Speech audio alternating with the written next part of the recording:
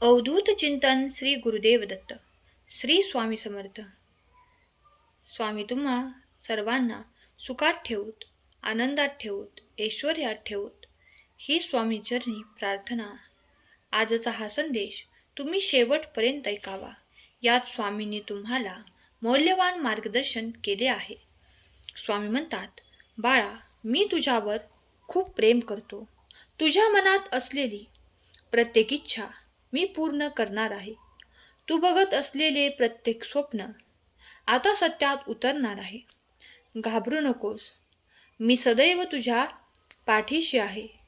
मी तुझ्याशी बोलण्यासाठी आज आलो आहे. बाळा, माझ्याकडे दुर्लक्ष करू नकोस. तू जगातील खूप सुंदर माणूस आहेस. या जगात अनेक लोक आहेत, परंतु या सर्व लोकांपैकी मी तुझी निवड केली आहे.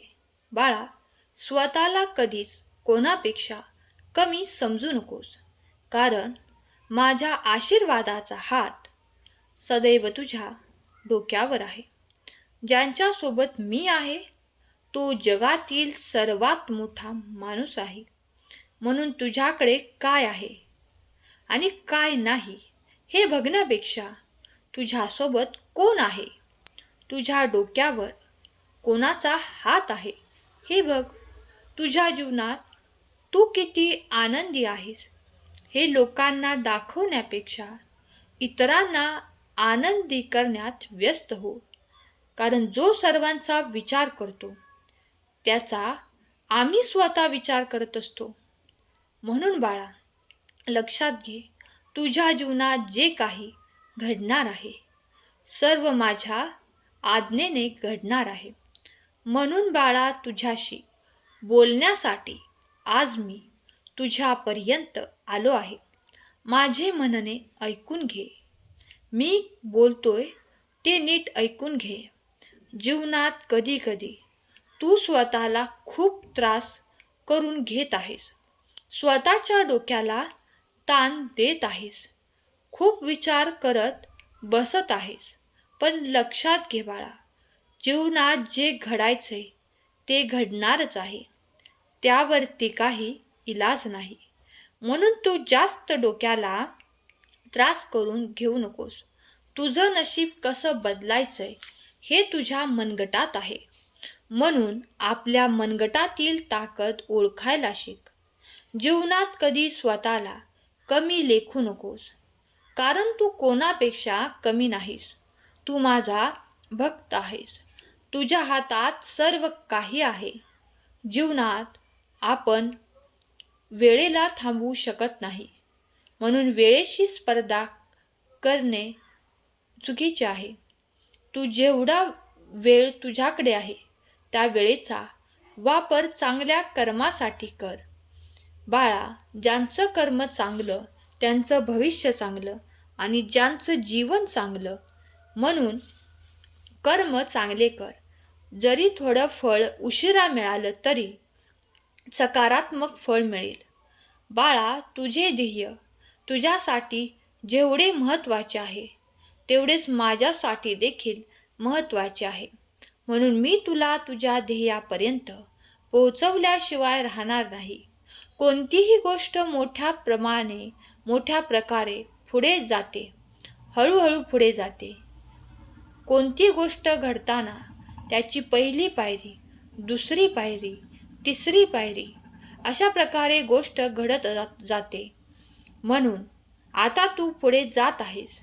एका पायरीवरून दुसऱ्या पायरीवर तू जात आहे. बाळा, लक्षात घे, माणसाचे जीवन हळूहळू प्रगतीकडे जाण्याचा मार्ग असते.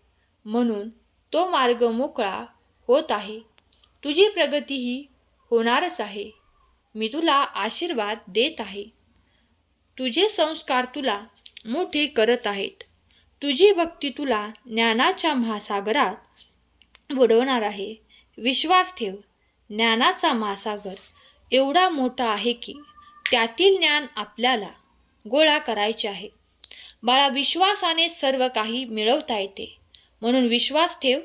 तुझेही चांगले दिवस लवकरच सुरू होणार आहेत. विश्वास असल्यास कमेंट बॉक्समध्ये स्वामी माऊली टाईप कर. बाळा, देवाने तुला जे सुंदर आयुष्य दिलं आहे, या सुंदर आयुष्याचा काहीतरी चांगला फायदा करून घे.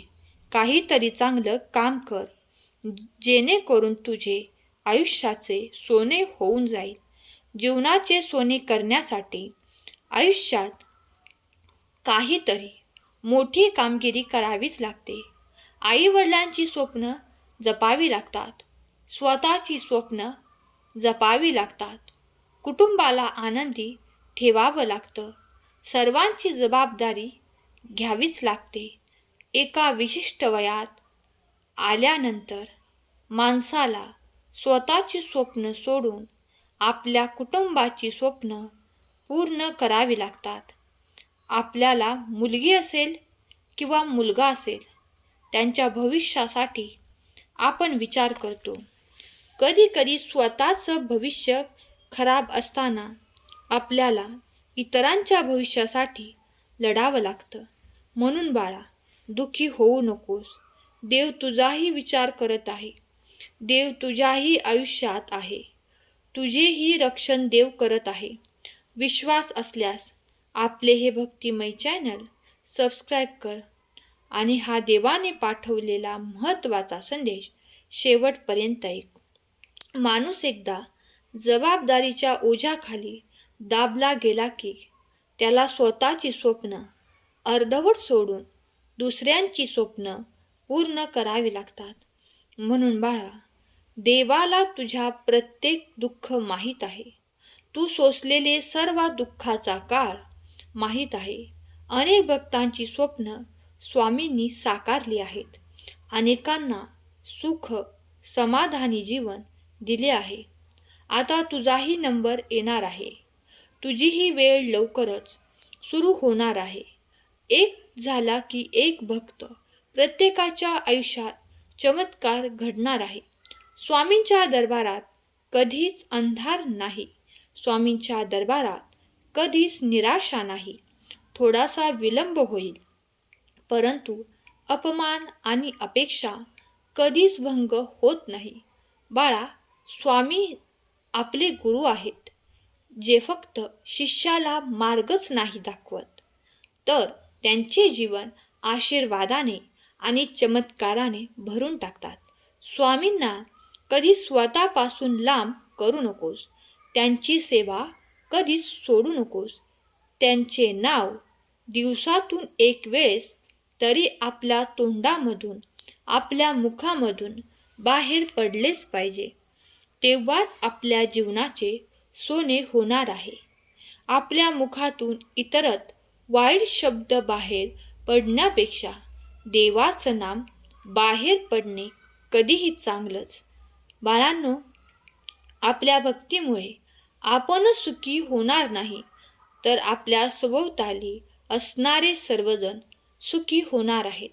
म्हणून तुम्ही हे फक्त स्वतःसाठी करत नाही, तर सर्वांसाठी करत आहात आणि सर्वांसाठीच करत राहा.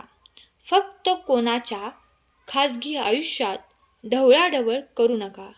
कारण बाळांनो, आपल्याला जे करायचंय ते आपल्या पद्धतीने करा.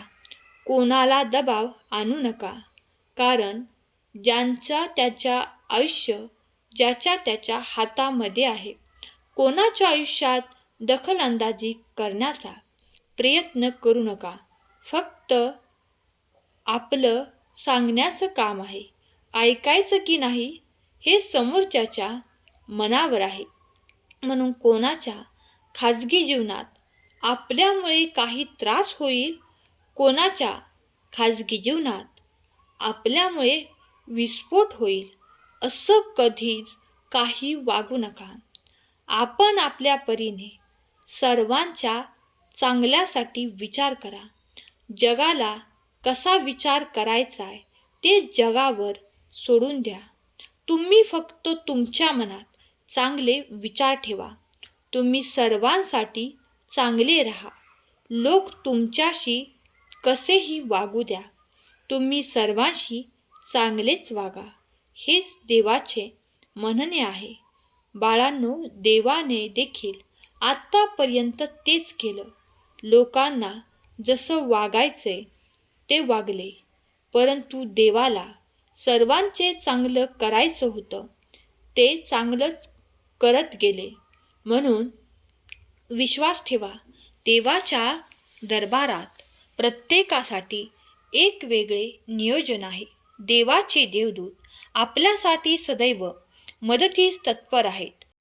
त्यांची आज्ञा नसेल तर हवा देखील एका ठिकाणाहून दुसऱ्या ठिकाणी जाऊ शकत नाही. आपण श्वासही घेऊ शकत नाही. म्हणून ह्या सृष्टीत देवाला अपरंपार महत्त्व आहे. जीवनात कधीच कोणाला त्रास देऊ नका. कधीच कोणाच्या गरिबीची थट्टा उडवू नका. देव आहेत, कायम आपल्या सभोवताली आहेत, आपल्या सोबत आहेत, हे कधीच विसरू नका. त्यांची शक्ती सदैव आपलं रक्षण करत आहे. त्यांची शक्ती सदैव आपल्या पाठीशी आहे. हेच मनाशी ठाम बाळगा. त्यांच्यावर विश्वास ठेवा, कारण त्यांची केलेली भक्ती, त्यांची केलेली सेवा कधीच वाया जात नाही. हे सत्य आहे आणि सत्यच राहणार आहे. हे सत्य कायम मनाला सांगत राहा. अशक्यही शक्य करतील स्वामी. आजचा सुंदर संदेश तुम्हाला आवडला असेल तर संदेशाला लाईक करा आणि असेच नवनवीन संदेश ऐकण्यासाठी चॅनेलला सबस्क्राईब करून ठेवा. आजचा संदेश शेवटपर्यंत ऐकल्याबद्दल धन्यवाद. केलेली सेवा स्वामींचरणी अर्पण करते. श्री स्वामी समर्थ. जय जय स्वामी समर्थ.